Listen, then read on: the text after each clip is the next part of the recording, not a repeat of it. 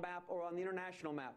That dramatically changes with Chavez, and it changes because of the social policy. It changes because of the fact that one of the first policies Chavez implemented is, when in office by around 2001, began to re-examine oil policy and found that a tremendous amount of the oil that Venezuela had in reserves was being classified as shale, that is, as oil sands, and again reclaiming the national oil company, revising the contracts with those foreign oil companies, and reclassifying the reserves has in fact given Venezuela the largest oil deposit in the world, with potentially much more oil, 500 billion barrels potentially in the future, which means again that Venezuela's role in terms of oil in rebuttressing OPEC and establishing energy alliances in Latin America with Petrosur and Petrocaribe have been fundamentally in altering the policy, and then in taking those reserves and implementing a series of social programs. Granted, the opposition will claim that that money is being misspent, but the reality is, for Venezuelans on the ground, it has improved their lifestyle. Poverty has been decreased by over 20%. Destitute poverty has come down to nearly 8%. There has been food programs. There have been health programs. There have been aid for pregnant mothers. There has been pension plans. There has now been a new housing program that is responsible for a 20% growth in construction, which has now given Venezuela 5.5 growth during 2012. So we've seen a dramatic change, and that's what gives the Chavez movement support, and that's what continues to fuel much of the Chavista social movements and process. But Michael Shifter, you've been critical of some of this economic growth, and you've raised the issue in some of your writings that it's been that Chavez failed to diversify the economy. But there is the reality that Venezuela now has the lowest income inequality in Latin America. Could you expound on some of your concerns about the economic development that has occurred under Chavez? Well, I think the results of Chavez, I think in this day and age, if you have a system of governance and a model where one person makes all the decisions, as we've seen in 14 years under Chavez, it's very, very hard to deliver effective results. Oil production, in fact, has declined dramatically in Venezuela. And Venezuela has failed to diversify its economy. It's more dependent on oil, but oil has gone, the production of oil has gone down. Venezuela imports everything. It doesn't produce anything. So this is an economy that is really dependent on a single commodity that is not performing well. There's very little investment, and there's very little coming into the country. And we've seen the results. It has the highest inflation in Latin America. We all know from Latin American history that inflation hits the poor the hardest. This is Chavez's own constituency. It has an enormously high fiscal deficit. It's true that the well-being of Venezuelans generally has improved since 1998 when Chavez came in. When Chavez came in 1998, 1999, oil was $10 a barrel. Now it's gone well over $100.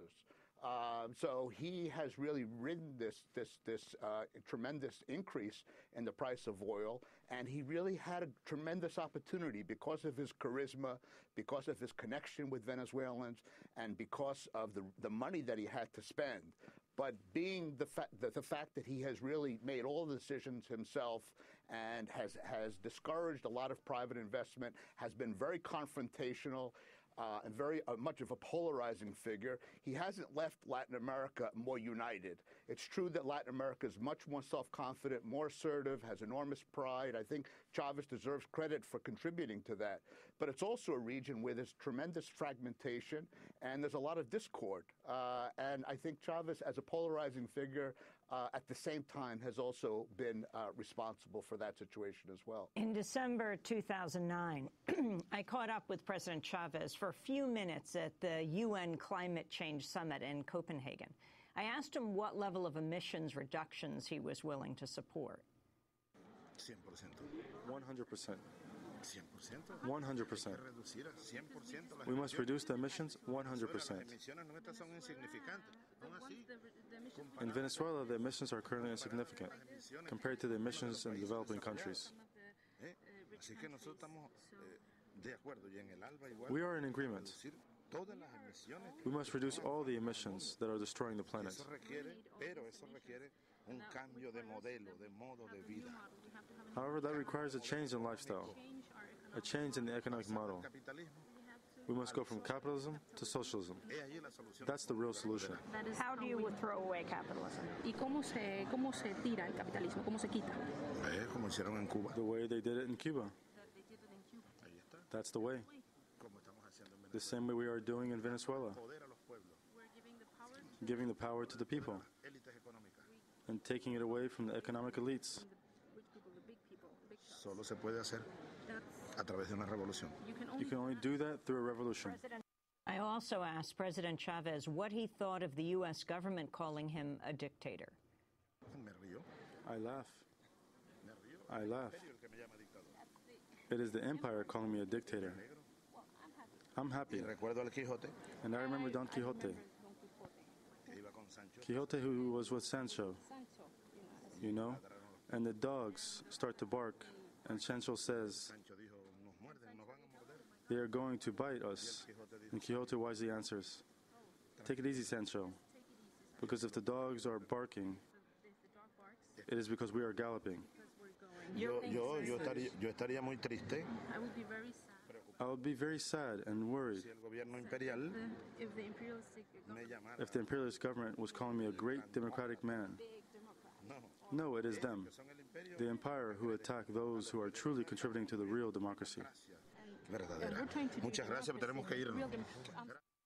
That was President Chavez in Copenhagen in December of 2009. Let me get the response of Professor Salas Tinker to that. Tinker Salas to that, sorry. Tinker Salas. I think that there has been an effort in Venezuela to promote green energy, to promote environmental consciousness. There's a lot more to do. Venezuela is very wasteful in terms of oil. Cars consume a tremendous amount of carbon monoxide. So there's a tremendous amount that needs to be done. There's a beginning consciousness about the environment, but there's also a legacy of 100 years in the oil industry that has really damaged the environment of the country. So there's a lot to be done in terms of the country. But in terms of what Mr. Shifter said previously, Venezuela's deficit is not out of line with the rest of Latin America. Its public debt, it's less than 7.8%. I'm sorry, its fiscal debt is less than 7.8%.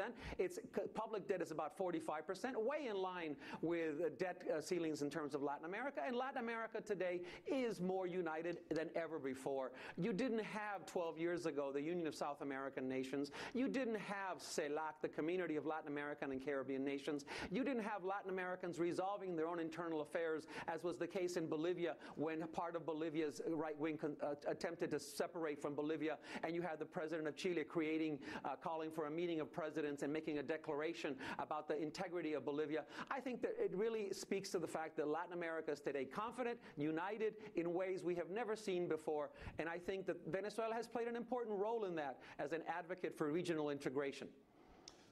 Michael Shifter, what about all of these changes at the regional level that Venezuela has helped spearhead? And also, when you mentioned that they have not diversified in terms of oil as their main source of income, they have diversified where their oil goes. Something like 600,000 barrels a day of Venezuelan oil now go to China, as opposed to the United States or Western Europe.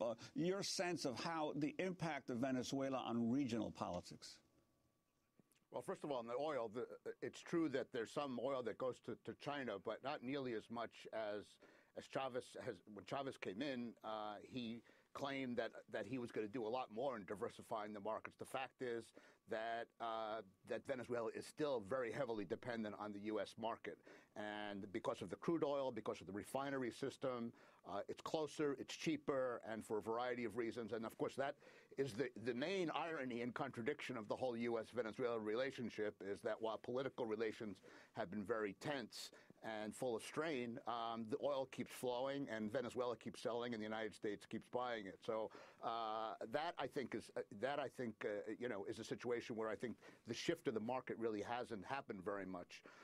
I don't see, if one looks at these regional organizations, CELAC, UNASUR, there's no question that there has been increasing independence, distancing from the United States, from Latin America, especially South America, This has to do with other factors besides Chavez, although Chavez has been part of it, the rise in commodity prices, the rise of Brazil, the role of Brazil has been extremely, extremely significant.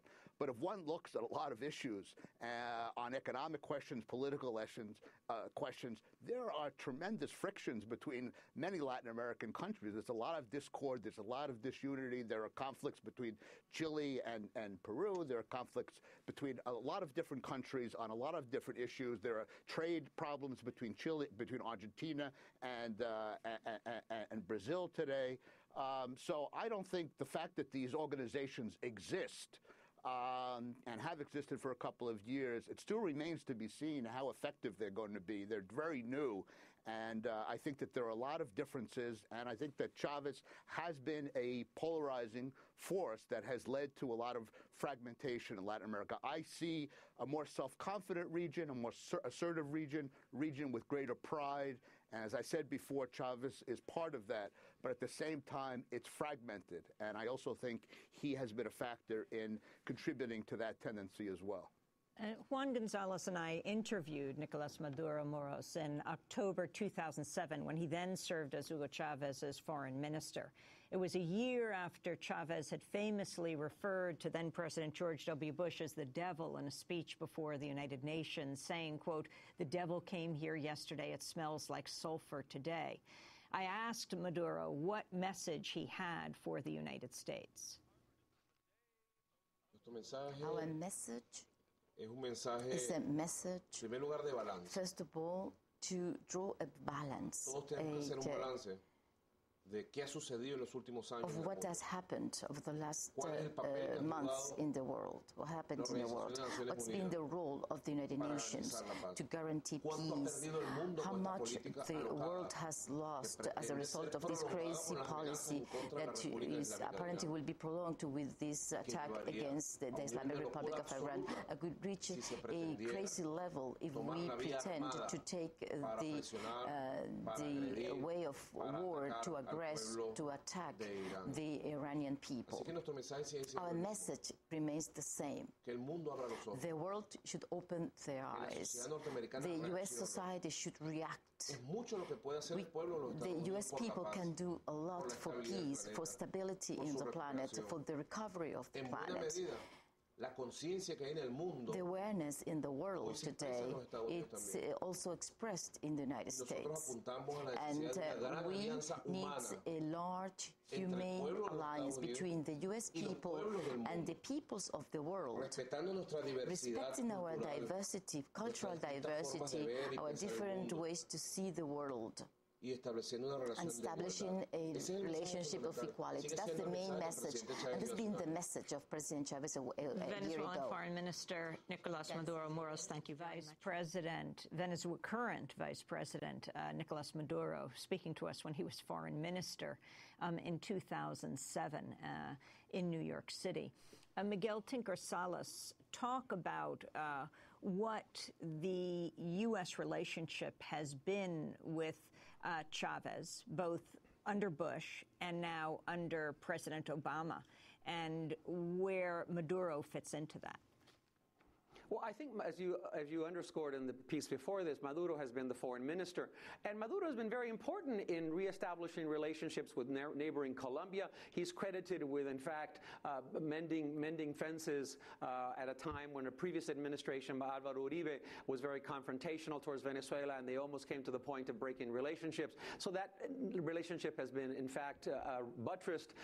In that sense, Maduro has played a very important role in managing Venezuela's foreign relationships with China, with the countries of the region, with which Venezuela maintains very good relationships. And the fact that we're going to see the different presidents of Latin America today visiting Caracas and others visiting Cuba to see Hugo Chavez speaks to the fact of Venezuela's importance in the region, speaks to the fact that it's now gained a new prominence, speaks to the fact that Hugo Chávez's policy reintegrated Venezuela into Latin America. If you think back back again to 1998, Venezuela really did not look south. It only looked north. It looked abroad. Its elites looked abroad. And I think the election of Hugo Chavez forced a very much of an inward look into Venezuela and a lot of self-reflection about Venezuela's relationship with the rest of Latin America, with the continent, with the region, back to what some would call its Bolivian roots. And I think that has been a very important contribution. And there's today a sense within Venezuela of its position within Latin America, a reclaiming of its status, of its position. And I think that's very, very important in the context of Latin America and U.S.-Latin American relations, because that, in fact, has informed how the U.S. has treated Venezuela. At first, the Bush administration's policy under Condoleezza Rice was to inoculate Latin America from Venezuela, as if Venezuela had some sort of disease that could spread. Unfortunately, the Obama administration promised much and delivered little. It continued the same Bush-era policies, and we've seen very much of a continuity between Bush and Obama. One is heartened to hear that in November, the U.S. and Venezuela opened up back channels and began conversation about the possibility of establishing new relationships and of exchanging ambassadors.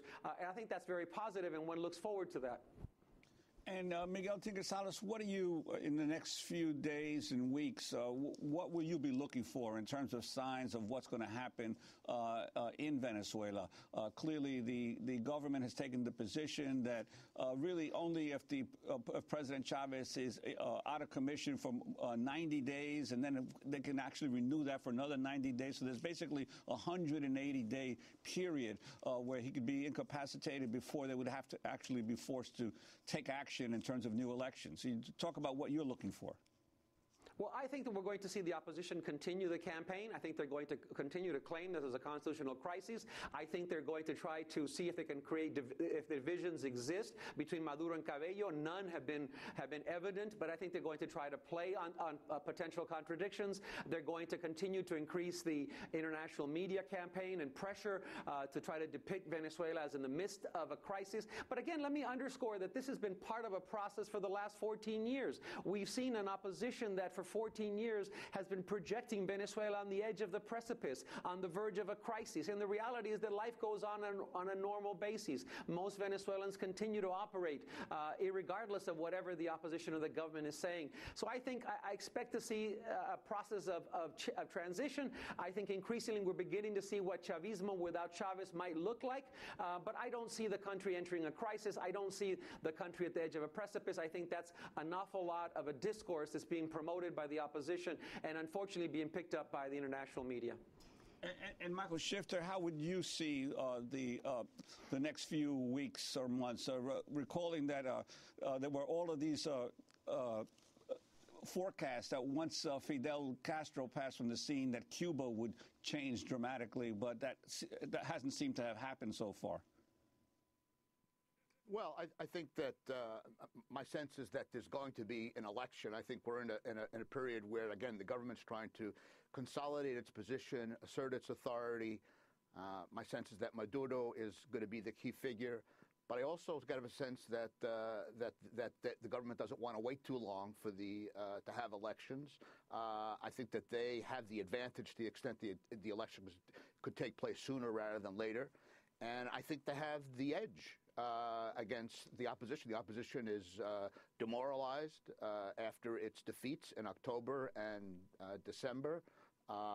They're operating in a context where Chavez is clearly. I can't imagine that Chavez is going to come back. I think that he may resign in the next couple of weeks, or at least indicate that he really is not in any position to resume the office of the presidency. And so there'll be elections that will take place. That's why Chavez designated Maduro. He acknowledged that himself. And I think that the Chavismo is in a strong position. I think that there are serious, profound problems in Venezuela. And I think that economic problems, security problems, other problems. Chavez spent a lot of money in the campaign to win in October. And I think there is a serious fiscal imbalance and fiscal deficit. I think there'll probably be a devaluation of some sort or some economic measures that will need to be taken if Maduro is elected the next president. But that's what we're going to see. I don't see any imminent collapse or crisis. I think the Chavismo is in a strong position. I think the opposition hasn't been doing well recently, and they certainly suffered a big blow in October and December. But I do think that if one looks from now until 8 months from now or a year from now, I think it's going to be very, very interesting to see to what extent Chavismo without Chavez can really maintain its unity. I think there may be serious differences between Cabello and Maduro and other leaders within Chavismo, particularly within the context of very, very acute economic problems. And so that is what I would look for in the longer term. But I think in the shorter term, I think Chavismo is in a very strong position. I wanted to just end on a historical note, going back in time a decade ago. An excerpt of a documentary made by two filmmakers who were in Caracas during the attempted coup of 2002. The film was called The Revolution Will Not Be Televised. The excerpt begins with then White House Press Secretary Ari Fleischer. Let me share with you the administration's thoughts about what's taking place in Venezuela. We know that the action encouraged by the Chavez government provoked this crisis. The Chavez government suppressed peaceful demonstrations, fired on unarmed, peaceful protesters, resulting in 10 killed and 100 wounded. That is what took place, and a transitional civilian government has been installed. Despite the blackout by the Venezuelan private media, members of Chavez's government had managed to communicate with international television networks, getting the message back to Venezuela via cable TV that Chavez had not resigned and was being held captive. The palace guard who had remained loyal to Chavez decided to act. Behind Carmona's back, a plot was being hatched by Chavez's men to retake the palace. The plan was for the guard to take up key positions, surround the palace, and to wait for a given signal.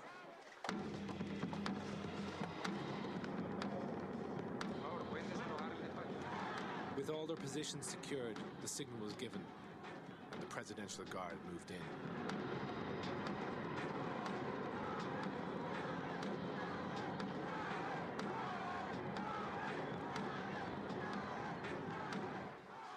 Several members of the newly installed government were taken prisoner. But in the confusion, Carmona and the generals had managed to slip away.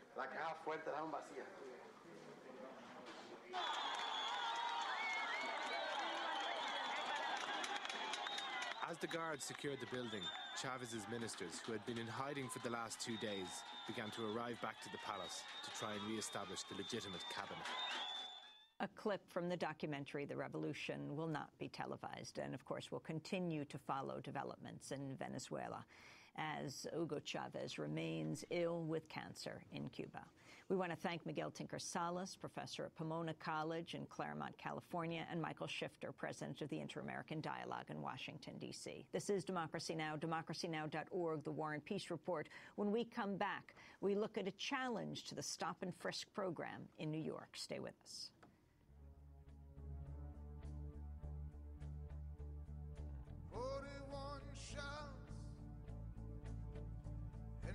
Take that ride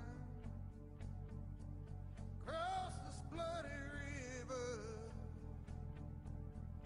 to the other side. 41 shots cut through the night. You're kneeling over his body in the vestibule, praying for his life. Where is it a gun? Is it a knife? Is it a wallet? This is your life. It ain't no secret. It ain't no secret, my friend. You can't kill just for living it. You're American skin. 41 Shots by Bruce Springsteen, remembering Amadou Diallo. This is Democracy Now!, democracynow.org, The War and Peace Report. I'm Amy Goodman with Juan Gonzalez. We turn now to a ruling in a federal court that's dealt a major setback to the New York City police tactic known as stop and frisk. On Tuesday, U.S. District Judge Shira Schindlin of the Southern District of New York ruled police are not allowed to routinely stop pedestrians outside of private residential buildings in the Bronx. The stops are part of the so-called Clean Halls program, which has prompted allegations of police harassment by some residents who say they're being accosted outside of the buildings in which they live. Previous data on the New York Police Department's stop and frisk policy has shown African American and Latino men make up a hugely disproportionate share of those stops. These are some of the voices of Bronx residents who either joined or supported the lawsuit in a video made by the New York Civil Liberties Union. This is the entrance where we come in and where my son also come in. I have to come to my bedroom window, which is on the inside of the courtyard, to make sure that he gets past safely. To run this way to come to my kitchen window, which is up there, to make sure that he gets through this way safely. Then go to my hall door, my house door, to make sure that he gets upstairs without being stopped and harassed by police. You can't even walk here, you gotta walk on eggshells. And it's not a pleasant experience to go through. And it's embarrassing when you have people over, they call it Fort Knox, and nobody wants to come and visit you. Your family doesn't even want you to live here. So when we see police, we don't like them. We don't want to talk to you because all we seen is you abusing us. People here pay rent, we're taxpayers, we work hard, and we deserve some kind of respect and consideration from New York's finest. And you have a lot of innocent bystanders and people that work and have a 9 to 5 that they feel that they're being harassed. And it's not fair. Nobody wants to come home and get up and go to work and have to go through that. In related news, the Bronx District Attorney's Office announced in September that it would refuse to pursue trespassing charges against people arrested at Bronx public housing projects unless the arresting officer submits to an interview. Officials found police had provided written statements indicating people were guilty of trespassing, even though they later turned out to be innocent. Democracy Now! Invited the New York Police Department to join us on the program. They declined, saying the case is ongoing. For more, we're joined by Molly Cavell. She is staff attorney with the Bronx Defenders and part of the legal team in this case. Her clients are Bronx residents who were illegally stopped by New York City police as part of Operation Clean Halls, part of the stop and frisk program that allows police officers to patrol in and around certain private apartment buildings. We're also joined on the phone by Abdullah Turner, lives in the Bronx. His building is enrolled in the NYPD's Clean Halls program. He testified he was unfairly arrested outside a Clean Halls building while waiting for a friend who was inside. We welcome you both to Democracy Now! Molly, let's begin with you. Talk about the significance of this federal judge ruling. Well, Amy and Juan, it's very, very significant. This is the first, true declaration by a federal judge that the stop and frisk program routinely violates people in New York's rights. That the stop and frisk program routinely takes young Black and Latino males off the streets. We're talking about how many arrests in a year, something like 600,000 or 700,000? Well, there's 700,000 stops in 2011, which was a record-breaking number. In 2012, the number has gone down some, but I don't think the final numbers are out yet for 2012. Yes. In reading Judge Schindler's decision, she also referred quite extensively to the Bronx District Attorney's Office qualms over how the police were conducting these investigations, which is really unusual, the District Attorney's position here. It's extremely unusual. I don't know of another case where the District Attorney's Office was testifying against the police department's policies. The Bronx District Attorney had seen far too many cases be dismissed by judges who were furious that the police officers in those cases had either lied to district attorneys about where the person had been stopped or what kind of investigation the police officers had been doing. And they were furious that people were being stopped on suspicion of trespass merely for being outside of a building that was enrolled in this program. This program called Clean Halls? Yes. The program is, there's 8,000 buildings in New York City, 3,000 of them are in the Bronx, and it's private landlords sign up their buildings for patrol by the NYPD. The police commissioner calls this sort of a doorman function, or says that the police are providing the same level of safety as a private doorman. But that's ridiculous. Doormen don't carry guns, in open plain view. Doormen don't throw you up against the wall. Doormen don't arrest you for no reason. Abdullah Turner, tell us what happened to you. Good morning. I was on my way to a party with a friend of mine. She had came to my house and woken me up to go to this party. So we said our goodbyes to everyone in the house, and we made our way to the party. It took us some time. The party's not that far from my house, but we were talking. Once we got to the building, she stopped me and told me she had to return the sweater to someone else who lived in the building next door. So I waited for her outside. She went in the building, and I was on the phone with another friend. So while I was talking to my friend on the phone, pacing in front of the building, the cops came up behind me. I didn't even see them because I had my back turned to the way they approached.